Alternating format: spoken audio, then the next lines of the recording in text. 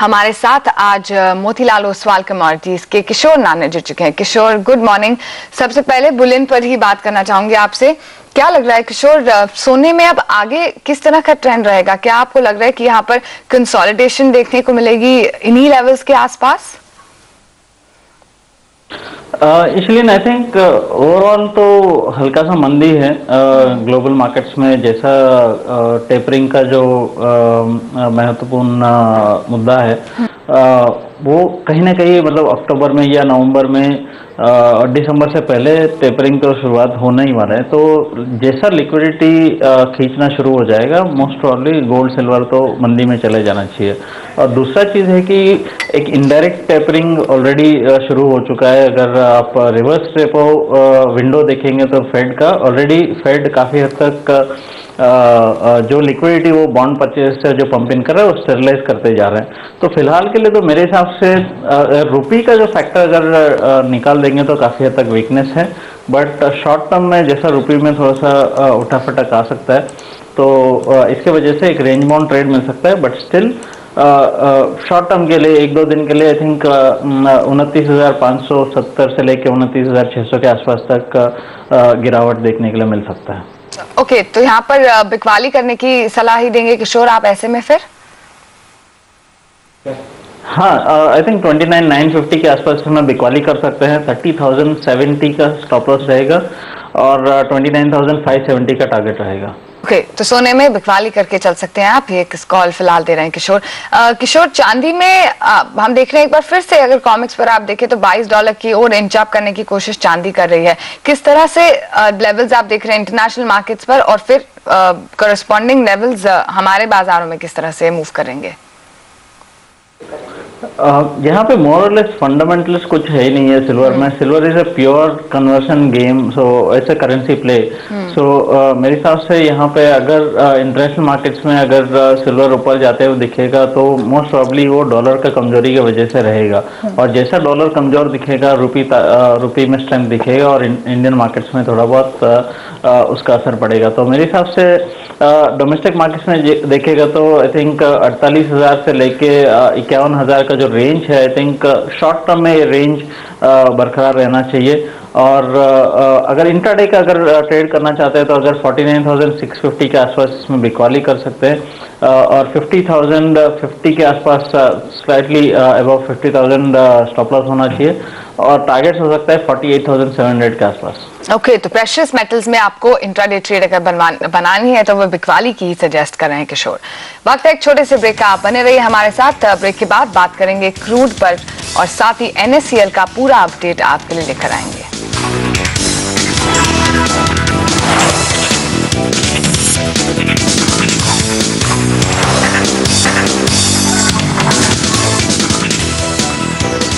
Welcome back. National spot exchange मामले पर Arvind Mayaram committee ने अपनी रिपोर्ट वित्त मंत्री को सौंप दी है, लेकिन CNBC आवाज को मिली एक्सक्लूसिव जानकारी के मुताबिक इस रिपोर्ट में ऐसा कुछ नहीं कहा गया है जिससे कि पूरे मामले की जांच में कोई ठोस कार्रवाई हो।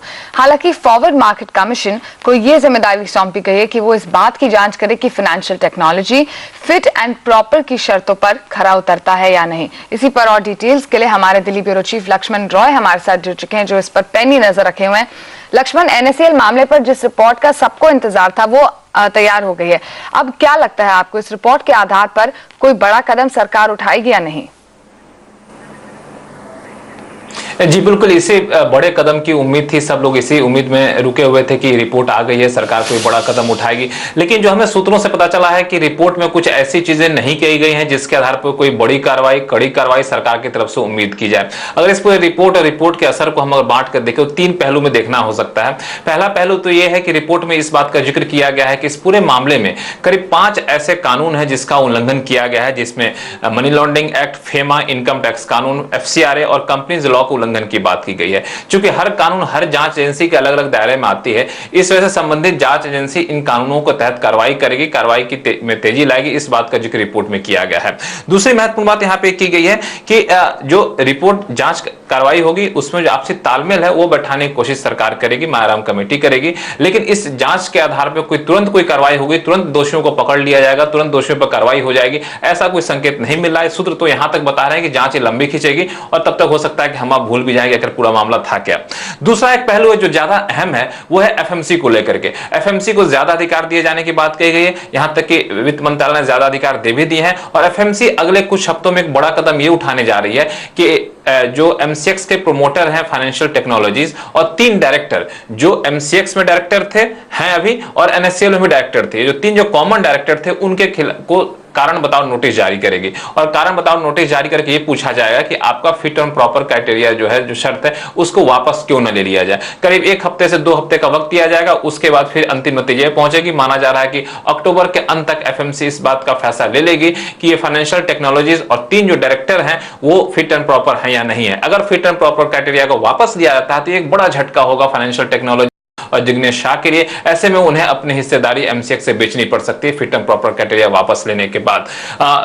दूसरी महत्वपूर्ण बात जो यह है वो है कि सरकार की एक प्राथमिकता यह भी कि निवेशकों का पैसा किसी न किसी तरह से वापस लौटाया जाए। हालांकि खुलकर कोई नहीं कह रहा है, लेकिन सूत्र ये बता रहे हैं कि सरकार और अरविंद मायाराम कमेटी एक तरह से मध्यस्थ की भूमिका में है कि निवेशकों का पैसा वापस कैसे लौटाया जाए। इसके लिए जो बोरोवर्स हैं 24 जो डिफॉल्ट करते जा रहे हैं, पेमेंट नहीं, उन पर शिकंजा कसा जाएगा और उनसे कहा जाए किसी न किसी तरह से पैसा वापस लाया जाए। इसमें जो पर्दे के पीछे की कहानी जो मुझे पता चल रही है, यह माना जा रहा है कि अगर आधा पैसा भी, जो बाकी पैसा उससे आधा पैसा भी अगर बोरोवर लौटा देते हैं तो आधा पैसा जो बाकी बचता है वो फाइनेंशियल टेक्नोलॉजी और जिग्नेश शाह अपनी तरफ से ब्रिज लोन जैसी कुछ व्यवस्था करके लौटा देंगे और निवेशकों का पैसा एक बार लौट जाएगा। फिर जांच लंबी चलती रहे तो कोई इसका फर्क बहुत ज्यादा नहीं पड़ेगा, सरकार के ऊपर से दबाव भी हट जाएगा। तो कुल मिला के ये तस्वीर निकलती सामने आ रही है इस पूरे एनएससीएल मामले को लेकर के। बिल्कुल, और आपको बता दें कि आज एनएससीएल की जो पे आउट है उसका 6ठा पे आउट है आज, और 174 करोड़ रुपए चुकाने हैं, लेकिन एस्क्रो अकाउंट जो बनाया गया उसमें केवल 11.5 करोड़ है। तो फिर से एक बार डिफॉल्ट यहाँ पर एनएससीएल आपको करता दिखेगा। लेकिन चलिए एक और एक्सक्लूसिव जानकारी जो लक्ष्मण हमारे लेकर आए हैं वो शुगर पर है। शुगर डीकंट्रोल के बावजूद शुगर इंडस्ट्री की मुश्किलें कम होती नजर नहीं आ रही है। इसकी वजह है चीनी का जो बम्पर उत्पादन है। शुगर इंडस्ट्री ने सरकार को चिट्ठी लिखकर राहत पैकेज की मांग भी की है। लक्ष्मण इसी पर हमारे साथ बने हुए हैं। लक्ष्मण, शुगर इंडस्ट्री क्या चाहती है सरकार से और क्या सरकार इनकी मांगों को मानेगी, ऐसा लग रहा है? जी, सबसे पहली बात तो चाहती क्या है, तो यहाँ बताऊं कि जो हमें चिट्ठी हाथ लगी है sugar industry, Indian sugar mill association इस्मा ने जो फूड मिनिस्ट्री को लिखी है, उसमें एक तरह से राहत पैकेज की मांग की गई है और 4 प्रमुख मांगे हैं। सबसे महत्वपूर्ण मांग तो यह है कि शुगर पर जो इंपोर्ट ड्यूटी है उसे 15% से बढ़ा के 40% कर दिया जाए, और या फिर अगले 24 महीने तक शुगर के इंपोर्ट पर पूरी तरह से पाबंदी लगा दी जाए। इसका फायदा उन्हें ये 2 मिलेगा। एक तो घरेलू बाजार में चीनी की कीमतें थोड़ी बहुत बढ़ाने का मौका मिल जाएगा। दूसरा, जो हल्का जो थोड़ा बहुत शुगर का इंपोर्ट हो रहा है वो इंपोर्ट पूरी तरह से रुक जाएगा और इस तरह चीनी कंपनियों के लिए मुनाफे का एक थोड़ा सा मौका मिलेगा। दूसरी जो मांग है वो है कि बैंकों से जो उन्हें लोन मिलता है, लोन पे जो ब्याज चुकाते हैं उस ब्याज को सरकार वापस कर दे। करीब 12% सालाना जो ब्याज है उसको सरकार वापस कर दे। इसके लिए उन्होंने फॉर्मूला सुझाया है कि शुगर डेवलपमेंट फंड से 7% का ब्याज वापस करे, 5% सरकार अपने खजाने से वापस करे। तीसरी मांग यहाँ पे यह की गई कि जो सरकार राशन की दुकानों के लिए चीनी खरीदती है हर महीने, जो टेंडर निकालेगी, उससे अच्छा है कि एक मुश्त खरीद ले 20 लाख टन चीनी, ताकि सरकार इसके पास स्टॉक भी आ जाएगा और चीनी इंडस्ट्री के पास कुछ पैसे भी आ जाएंगे, क्योंकि उन्हें नकदी की भारी समस्या दिख रही है यहाँ पे। इन सब के पीछे दरअसल वजह यह है कि पिछले साल के मुकाबले इस साल की बात करें करीब 15% स्टॉक ज्यादा इनके पास आ रहा है, 15 से 20%। और चूंकि इनके पास चीनी बिक नहीं रहा बाजार में, इनके नकदी की भारी समस्या आ गई है, इनका परफॉर्मेंस अच्छा नहीं है, तो बैंकों से लोन मिलने में मुश्किल आ रही है। तो अपने आप की माली हालत दुरुस्त करने की उन्होंने सरकार से मांग की है। अब हमें सूत्रों से पता चला कि सरकार अभी तक कोई इस पर मन नहीं बनाया है, लेकिन फूड मिनिस्ट्री इस पूरे मांगों की समीक्षा कर रही है। अगर जिन मांगों को जायज पाएगी फूड मिनिस्ट्री, उसके बाद आगे कार्रवाई की जाएगी। जी बिल्कुल, शुक्रिया लक्ष्मण, ये दोनों एक्सक्लूसिव जानकारी हम तक पहुंचाने के लिए। और आपको बताएं कि शुगर के प्राइसेस पिछले कुछ समय से थोड़ा सा प्रेशर के अंदर हैं, जो क्योंकि एक्सपेक्टेशन ये है कि कैरी फॉरवर्ड स्टॉक यहां पर बहुत ज्यादा हो सकता है, बम्पर उत्पादन की उम्मीद की जा रही है, तो उसका इम्पैक्ट पूरी तरह से चीनी के भाव पर भी हमने देखा है पड़ा है। वक्त है छोटे से ब्रेक का, आप बने रहिए। ब्रेक के बाद कच्चे तेल पर आपकी स्ट्रैटेजी बनाने में मदद करेंगे।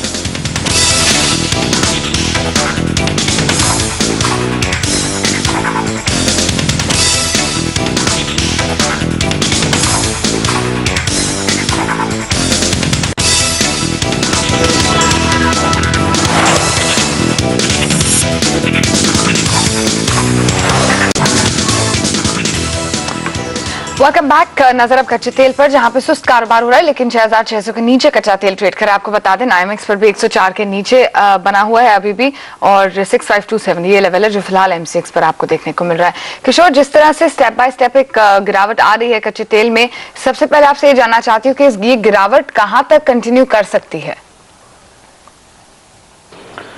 इसलिए यहाँ पे दो चीजें, one is increased production from Libya और इराक, और दूसरी चीज है कि जो सीरिया का जो सिचुएशन है वो धीरे धीरे और पिघलता जा रहा है। तो सिचुएशन यहाँ पे अभी जितना टेंस पहले था उतना नहीं है। तो ये दोनों चीज इसको थोड़ा सा दबाव में डाल रहे हैं। और उसके साथ साथ अगर रुपए एक स्टेबलाइज हो गया इंडियन मार्केट्स में, तो ओवरऑल आई थिंक स्लाइटली मंदी है यहाँ पे। मेरे हिसाब से अगर पोजिशनली देखेंगे तो आपको 6300 6340 तक यहाँ पे गिर सकता है। और इंट्राडे के हिसाब से आई थिंक 6465 के टारगेट के को लेकर 6615 के स्टॉप लॉस के साथ इसमें बिकवाली कर सकते हैं। ओके, तो बिकवाली करने की सलाह आपको 6465 के लेवल्स देखने को मिल सकते हैं कच्चे तेल पर। बेस मेटल्स में भी बिकवाली हावी है। कॉपर अगर आप देखें तो आधे % अब 0.5%, तो 460 कल भी हमने यही लेवल देखा था, इसी लेवल के आसपास कॉपर थोड़ा सा स्टेबलाइज होता हुआ। एल्यूमिनियम, जिंक अगर आप देखें तो सभी बेस मेटल्स में बिकवाली ही अब आपको देखने को मिल रहा है। निकल भी आधा % नीचे, लेड आई थिंक 128 के लेवल के आसपास, 129 पर लेड भी बना हुआ है। किशोर, बेस मेटल्स में अभी थोड़ा सा नेगेटिव बायस ही है, लेकिन आपको बहुत ज्यादा मूवमेंट देखने को नहीं मिल रहा है। अगर बेस मेटल्स में कहीं दाव लगाना हो अच्छे रिटर्न्स के लिए, तो क्या स्ट्रैटेजी और कौन से बेस मेटल में? आई थिंक बेस मेटल में थोड़ा बहुत हल्का सा इंट्राडे पुल बैक्स आने के चांसेस है। कॉपर में अगर देखेंगे तो 465 या 467 के आसपास तक एक बार पुल बैक आ सकता है। निकल में 885 के आसपास तक आ सकता है। तो फिलहाल के लिए इंट्राडे में एक बार डिप्स में बाय करके चलना चाहता हूँ। बट ओवरऑल एक पोजिशनल के हिसाब से देखेंगे तो रेंज बाउंड मार्केट है, कुछ ज़्यादा इसमें डायरेक्शनल ट्रेड्स नहीं मिल सकता है। ओके, तो यहाँ पर बाउंस बैक के लिए आप प्ले कर सकते हैं। 467 के लेवल्स आपको देखने को मिलेंगे कॉपर में। लेकिन किशोर, लेड में जिस तरह की तेजी आई थी, लेड अब एक बार फिर से 130 के नीचे है। क्या लग रहा है, लेड में भी एक बाउंस बैक एक्सपेक्ट किया जा सकता है? आई थिंक 129 के आसपास इसमें बाइंग कर सकते हैं। 127.70 के आसपास स्टॉप लॉस रहेगा और 130.70 के आसपास का टारगेट रहेगा। ओके, और मेरा आखिरी सवाल आपसे निकल पर होगा। निकल के फंडामेंटल्स क्या इंडिकेट कर रहे हैं? I think overall stainless steel demand flat है। यहाँ पे कोई ज़्यादा उसमें कुछ डिमांड साइड पुश नहीं है, but supply side definitely over supplied metal है। तो मेरे हिसाब से एक शॉर्ट टर्म बाउंस बैक आ सकता है 890 900 तक। बट ओवरऑल एक मतलब लंबी तेजी तो नहीं दिख रहा है, but short term bounce back आ सकता है। ओके, यहाँ पर कोई लंबी तेजी की उम्मीद नहीं है, शॉर्ट टर्म एक बाउंस बैक लेकिन आप एक्सपेक्ट कर सकते हैं सभी बेस मेटल्स में। किशोर, जाने से पहले कोई डिस्क्लोजर आपकी ओर से?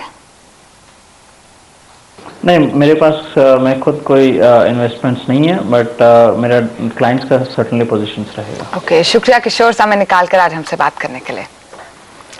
इसी के साथ कमोडिटी राउंड अप में फिलहाल इतना ही। आगे लेकर आएंगे फ्यूचर एक्सप्रेस।